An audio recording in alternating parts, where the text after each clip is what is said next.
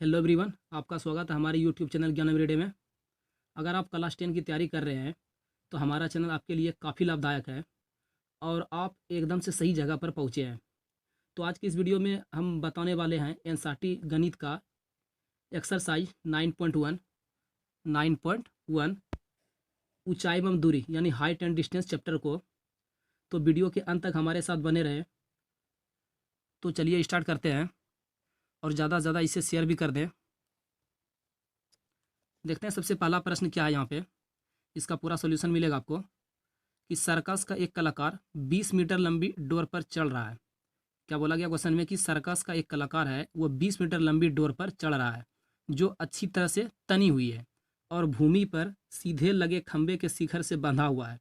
यदि भूमि स्तर के साथ डोर द्वारा बनाया गया कोण 30 डिग्री का हो तो खंबे की ऊंचाई ज्ञात कीजिए। तो क्वेश्चन क्या है कि सर्कस का एक कलाकार 20 मीटर लंबी डोर पर क्या है चढ़ रहा है और वो डोर जो है एकदम अच्छी तरीके से तनी हुई है और वो डोर जो है कहीं ना कहीं भूमि के साथ बंधा हुआ है और वो क्या बोलते हैं एक खंबे से भी बंधा हुआ है। तो खंबे की क्या करना है ऊंचाई ज्ञात करना है। तो ठीक है, देखते हैं इसका सोल्यूशन क्या है, इसको बनाते हैं।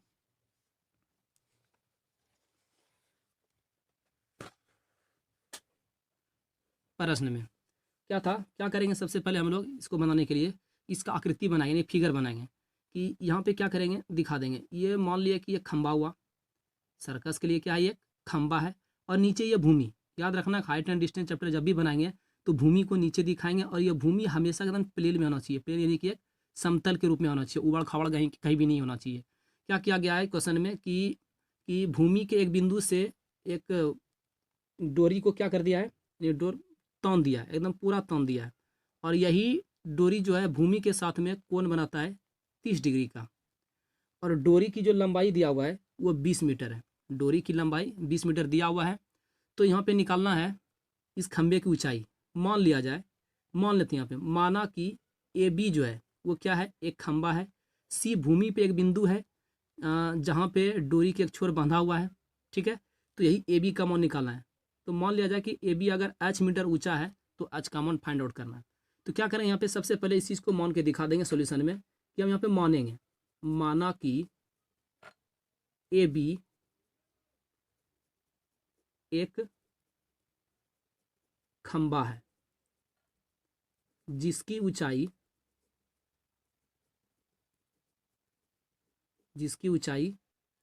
8 मीटर। इस तरह के प्रश्न में जो चीज़ निकालने के लिए बोला जाएगा उसी चीज़ को मानना है तो ज़्यादा अच्छा रहेगा। जैसे इस प्रश्न में बोला गया था कि खंबे की ऊंचाई निकालना है तो खंबे की ऊंचाई को हमने क्या किया एच मान लिया, यानी कि ए बी एक खंबा है और इसकी ऊंचाई क्या है 8 मीटर है, इसी को क्या किया मान लिए। तो अब यहाँ पे एक समकोण त्रिभुज बन गया है, ये तो 90 डिग्री का कोण बना दिया, यहाँ पे समकोण त्रिभुज बन गया है। तो इस समकोण त्रिभुज में जो समकोण होती है, समकोण के सामने वाला जो भुजा दिखता है वो भुजा क्या होता है कर्ण होता है। समकोण त्रिभुज का जो प्रॉपर्टीज होता है वो आपको कुछ ना कुछ मालूम होना चाहिए। एक समकोण त्रिभुज में जहाँ पे कोण 90 डिग्री का होता है यानी समकोण होता है उसके सामने का भुजा क्या होता है वो कर्ण होता है। और जहाँ पे कोण दिया हुआ रहेगा जैसे 30 डिग्री 40 डिग्री 45 डिग्री कोई भी थीटा दिया रहेगा उसके सामने का जो भुजा दिखता है वो भुजा लंब बनता है और नीचे अपने आप आधार हो जाता है।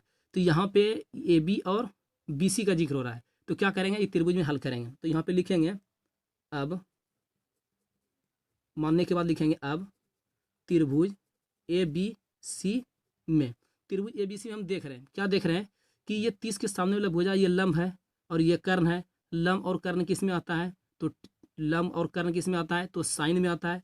तो क्या हम ऐसा लिख सकते हैं कि त्रिभुज ए बी सी में साइन थीटा बराबर लंब बटे कर्ण, कर्ण को लिखेंगे बी सी, ये लंब ए बी बन गया है और ये कर्ण बी सी बन गया है। तो साइन थीटा बराबर हो गया ए बी बटे बी सी। ठीक है, तो साइन थीटा में थीटा जी का वैल्यू बना हुआ है कितना डिग्री 30 डिग्री, तो 30 डिग्री रख देंगे। और ए बी के लिए भी मान यहाँ पे है माना हुआ एच और बी सी के लिए यहाँ पे 20 दिया हुआ है। और साइन 30 डिग्री का वैल्यू क्या आता है वो आपको पता होना चाहिए। तो साइन 30 डिग्री का वैल्यू होता है 1/2, तो 1/2 रख देंगे।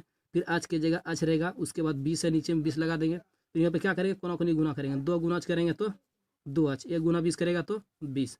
फिर इसको हम क्या करेंगे बराबर के बाएं तरफ दाएं तरफ से इसको कटा देंगे तो 10 बार में कट गया तो h बराबर कितना हो गया 10 मीटर। तो लास्ट में हम लिख सकते हैं अतः अतः खंबे की ऊंचाई बराबर 10 मीटर। आंसर हो गया। फिर दूसरा प्रश्न देखते हैं। प्रश्न संख्या 2 है, आंधी आने से एक पेड़ टूट जाता है और टूटा हुआ भाग इस तरह मुड़ जाता है कि पेड़ का शिखर जमीन को छूने लगता है। क्वेश्चन क्या है कि आंधी आने से एक पेड़ टूट जाता है, ये टूटने से पहले जो पेड़ था एकदम पूरा का पूरा था, जैसे आंधी आया क्या हुआ उसका कुछ भाग टूट गया। तो जो भाग टूटा हुआ है वो टूटा हुआ भाग इस प्रकार मुड़ जाता है कि पेड़ का शिखर जमीन को छूने लगता है, यानी कि पेड़ का सबसे ऊपरी हिस्सा था, ऊपरी हिस्सा किसको छूने लगा, जमीन को छूने लगा। और जमीन के साथ क्या किया, 30 डिग्री का कोण बनाता है। तो पेड़ के पाद बिंदु की दूरी जहाँ पेड़ का शिखर जमीन को छूता है 8 मीटर है।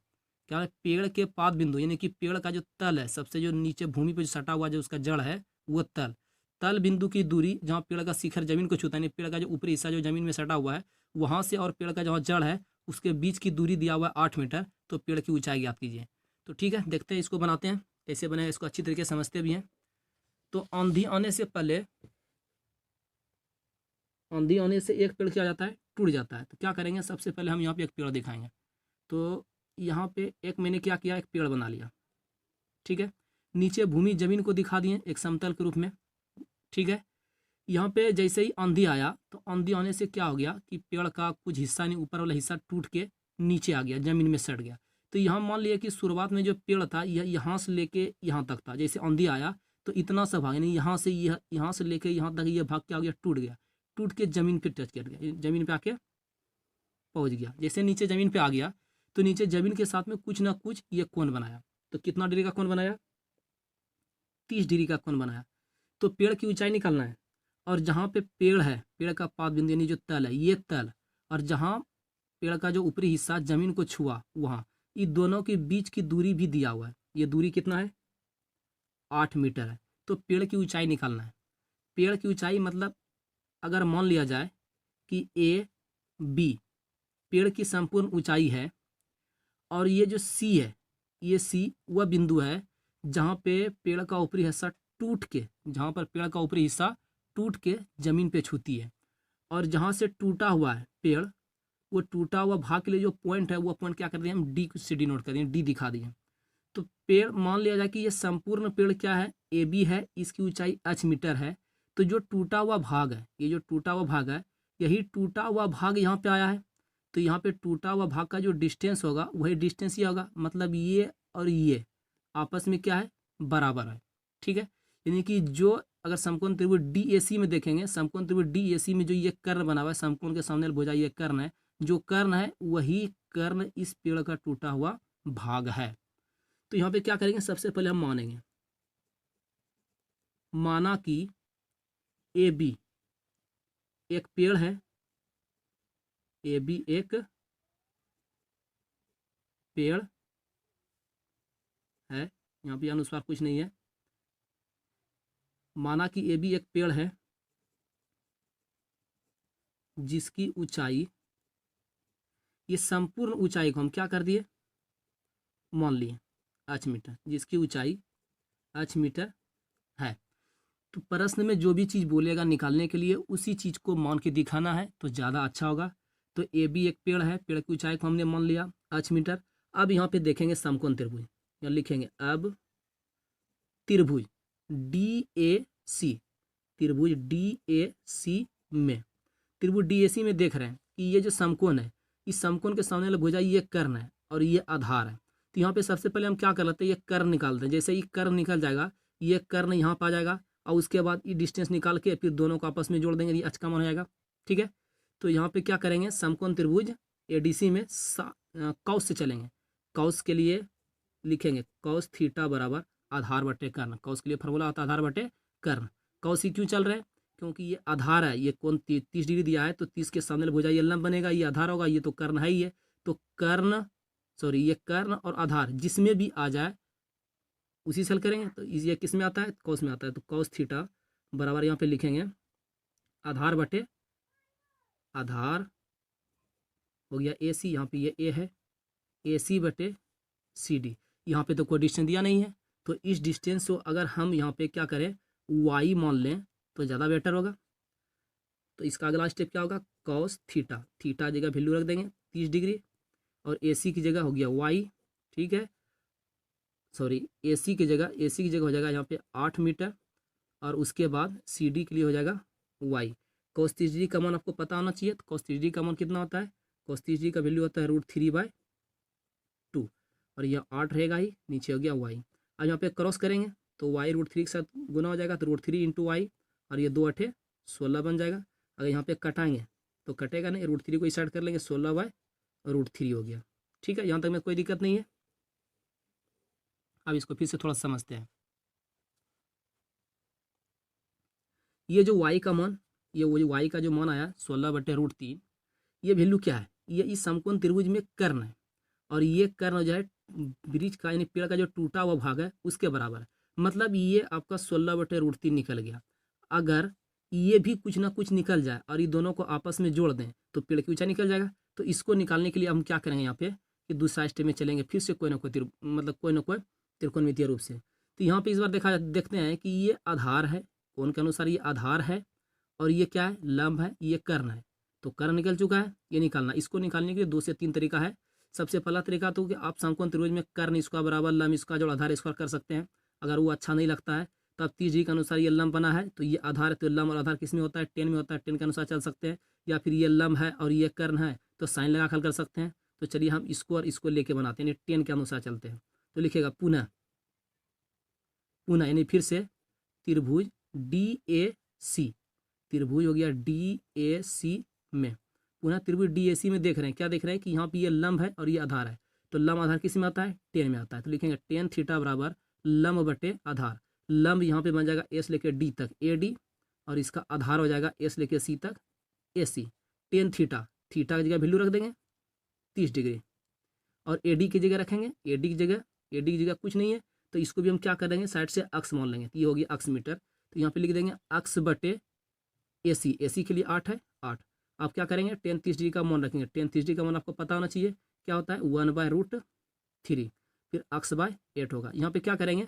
क्रॉस मल्टीप्लिकेशन करेंगे। जैसे ही क्रॉस करेंगे नहीं कोना कोनी गुना करेंगे, अक्ष √3 के साथ गुना हो जाएगा तो √3 × अक्ष बनेगा और 8 गुना करेंगे तो 8 हो जाएगा। फिर ये √3 को इस साइड कर देंगे तो अक्ष बराबर हो गया 8/√3, ये आ गया मीटर में। ठीक है, तो अक्ष का मान आ गया, y का मान आ गया है, लेकिन अक्ष का और y का मान के लिए आंसर हमको नहीं चाहिए। हमको आंसर के रूप में किसका मान चाहिए? h का मान चाहिए। तो h है पेड़ की ऊंचाई। तो अब क्या करेंगे? इसका अगला स्टेप में ध्यान से समझ लीजिए कि अब यहाँ पे निकालेंगे अतः पेड़ की ऊंचाई,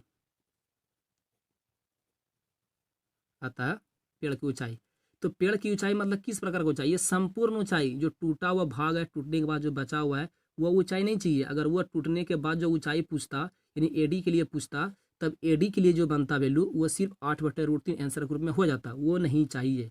हमको चाहिए पेड़ की ऊंचाई। पेड़ की ऊंचाई मतलब संपूर्ण ऊंचाई। ये संपूर्ण ऊंचाई, ये जो कर्ण बना ये कर्ण इसके बराबर है, तो ये डिस्टेंस दोनों जुट के यानी दोनों मिल के चाहिए। तो अब क्या करेंगे? अतः पेड़ की ऊंचाई के लिए कि दोनों को जोड़ देंगे। दोनों मतलब नीचे हो गया AD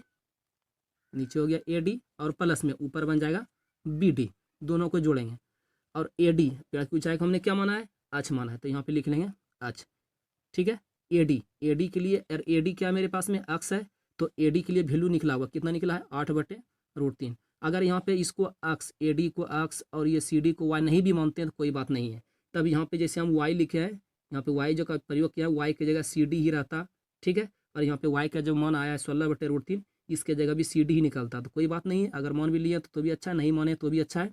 ठीक है, तो 8/√3। अब फिर प्लस में BD जो है ये BD ये CD के बराबर, ये दोनों आपस में क्या है? बराबर है। तो डायरेक्ट ये BD के लिए हम कितना रख सकते हैं? 16/√3, जो y का मान है उसको आराम से रख सकते हैं, कोई दिक्कत है नहीं है। अब यहाँ पे क्या करेंगे कि ये दोनों का एलसीएम लेंगे।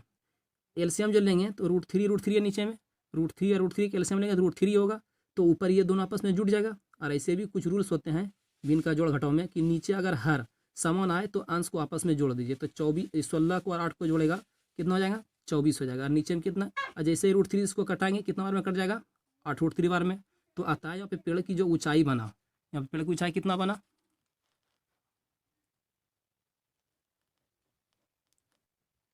पेड़ की ऊंचाई कितना आ गया? 8√3 मीटर। ये हो गया आपका आंसर। इसी प्रकार से फिर अगला प्रश्न को देखते हैं।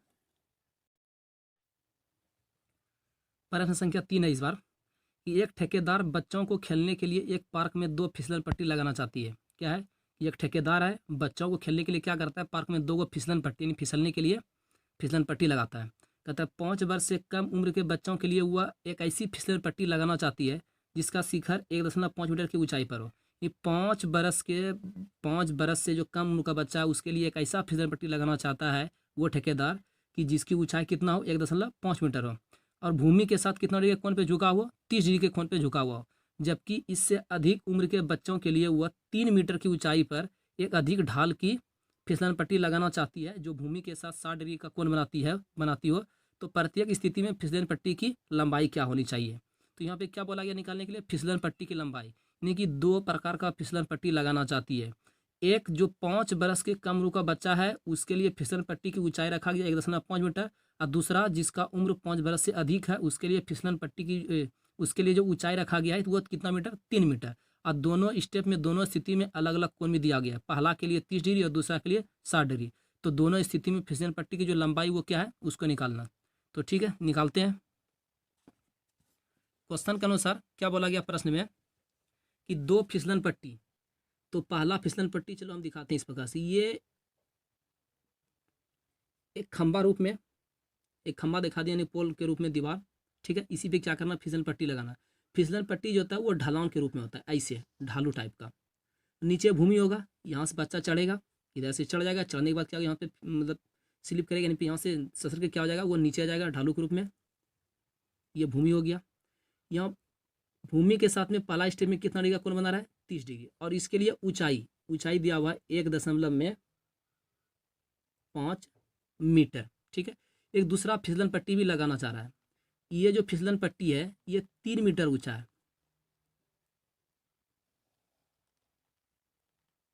सॉरी, फिसलन पट्टी की लंबाई निकालना है। इसके लिए ऊंचाई कितना दिया हुआ है, 3 मीटर दिया हुआ है। ये 5 बरस के बच्चा जो 5 बरस से जो बच्चा कम है या 5 बरस तक जो है उसके लिए 1.5 मीटर वाला, और जो 5 बरस से अधिक वाला उसके लिए 3 मीटर है। और ये भूमि के साथ कितना डिग्री का कोण बना रहा है, 60 डिग्री निकालना है। प्रत्येक स्थिति में ये जो फिसलन पट्टी है, ये फिसलन पट्टी और ये फिसलन पट्टी, दोनों की लंबाई निकालना अलग अलग। तो क्या करेंगे यहाँ पे, सबसे पहले नामकरण कर लेंगे कि कौन इसमें फिसलन पट्टी है, कहाँ पे क्या भूमि है। तो मान लेंगे यहाँ पे ABC, यहाँ पे दिखा देंगे D, ये हो गया E, ये हो गया F। यहाँ पे कोण 90 का बन रहा है, यानी एक समकोण है। यहाँ भी कोण क्या बन रहा है, 90 का बन रहा है। इसके सामने का भुजा ये कर्ण हो गया, यहाँ भी इसके सामने का भुजा ये क्या बन गया, कर्ण बन गया। कोई दिक्कत नहीं है। अगर वीडियो आप लोग को अच्छा लगता है इसको शेयर करते रहें, अपने दोस्तों को भी भेजें, जहाँ तहाँ इसको शेयर करें, ठीक है। एकदम अच्छी तरीके से समझें। अगर समझ में नहीं आएगा तो हम कमेंट बॉक्स में भी पूछें कहाँ पे आपको समझ में नहीं आया। फिर अगला वीडियो जब इसका अगला पार्ट आएगा तो उसमें पूरा कोशिश होगा कि आपको ठीक तरीके से समझाया जाए, जहाँ भी त्रुटि हो, ठीक है। तो क्या था कि फिसलन पट्टी यहाँ पे दिख गया। सबसे पहले यहाँ पे क्या करेंगे, मानेंगे, माना कि AC, ये AC तथा DF 2 फिसलन पट्टी है।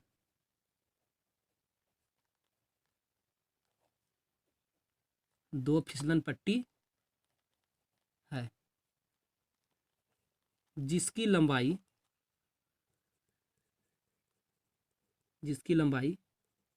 8 मीटर, इसको क्या कर दिया, मान लिया 8 मीटर तथा Y मीटर है। इसको कौन सा मीटर है, ये Y मीटर है। पहला फिसलन पट्टी के लिए लंबाई 8 मीटर मान लिया, दूसरा फिसलन पट्टी के लिए लंबाई Y मीटर मान लिया। अब यहाँ पे क्या करेंगे, दोनों समकोण त्रिभुज हल करेंगे, दोनों अलग अलग करेंगे, ठीक है। तो सबसे पहले यहाँ हल करेंगे पहला। अब त्रिभुज ABC में, त्रिभुज ABC में, इस त्रिभुज ABC में हम देख रहे हैं कि यहाँ पे जो कोण 30 डिग्री है इसके सामने की भुजा ये लंब है, तो ये कर्ण है। ये तो ये लंब और कर्ण, ये लंब कर्ण का रिलेशन किसके साथ है, तो लंब और कर्ण का रिलेशन है साइन के साथ में और कोसेक के साथ में। दोनों में किसी से हल कर देंगे। तो यहाँ पे लिखेंगे साइन थीटा इक्वल टू लंब बटे कर्ण। यहाँ पे लंब क्या है, AB है, और कर्ण क्या है, कर्ण यहाँ पे AC है। ये कर्ण AC रख दिए। फिर इसके अगला स्टेप में साइन थीटा के लिए वैल्यू रख देंगे 30 डिग्री, फिर बराबर AB के लिए यहाँ पे 1.5 मीटर। उसके बाद AC के लिए हो गया 8 मीटर। अब यहाँ पे क्या करेंगे, साइन 30 डिग्री का वैल्यू रखेंगे। साइन 30 का वैल्यू कितना होता है, 1/2। साइन 30 के लिए हो गया 1/2, और ये 1.5 रहेगा ही, और नीचे x है। यहाँ भी कोना कोनी क्या करेंगे, गुना कर देंगे, यानी क्रॉस कर देंगे। जैसे 1 को अक्स से क्रॉस करेंगे ये क्या हो जाएगा, अक्स ही रहेगा, और 2 को जैसे ही क्रॉस करेंगे 1.5 के साथ, ये तो गुना होकर कितना हो जाएगा, ये है 1.5 यानी 1.5, ये हो गया 3 मीटर। तथा दूसरा स्टेप में तथा में चलेंगे दूसरा त्रिभुज से। अब पहले त्रिभुज एबीसी में हल कर लिए, अक्स का मान आ गया 3 मीटर, ये पहला आंसर आपका बन चुका है, ठीक है। इसके बाद में दूसरा आंसर के लिए क्या करेंगे, तथा दूसरे त्रिभुज से लेंगे, तथा लिखेंगे त्रिभुज DEF में। इस त्रिभुज में हम देख रहे हैं, क्या देख रहे हैं इस त्रिभुज में कि यहाँ भी ये 60 के सामने का भुजा ये लंब है, और ये क्या है, कर्ण है। लंब और कर्ण आया, लंब और कर्ण का रिलेशन साइन और कोसेक के साथ होता है, तो साइन कोसेक दोनों में से किसी से हल कर देंगे। यहाँ पे लिख देंगे साइन थीटा, साइन थीटा, तो साइन थीटा के लिए होगी आपका लंब बटे कर्ण, तो लंब यहाँ पे बन गया ED अर्थात DE, और इसका कर्ण हो जाएगा D से लेके अब तक DF, ठीक है। तो यहाँ पे साइन थीटा, थीटा जी का वैल्यू रख देंगे कितना डिग्री, 60 डिग्री, और DE के लिए वैल्यू कितना है, 3 मीटर है। उसके बाद DF को हमने क्या माना, Y माना। अब साइन 60 का वैल्यू रखेंगे, साइन 60 के लिए वैल्यू है √3/2, ये हो गया 3/y। फिर यहाँ पे क्रॉस करेंगे, √3 × y करेगा, तो √3 × y हो जाएगा, और फिर 2 तिया 6 हो गया। हमको y का मान चाहिए, किसका मान चाहिए, y का मान चाहिए। क्या करेंगे, इसको ऐसे कटा देंगे, कितना बार में कट जाएगा, ये 3 दूना 6, तो 2√3, तो यहाँ पे y का मान हो गया 2√3 मीटर, ये हो गया आपका आंसर, ठीक है। तो उम्मीद करते हैं ये क्वेश्चन आपको अच्छी तरीके से समझ में आ गया होगा। तो आज के क्लास में बस इतना ही, धन्यवाद।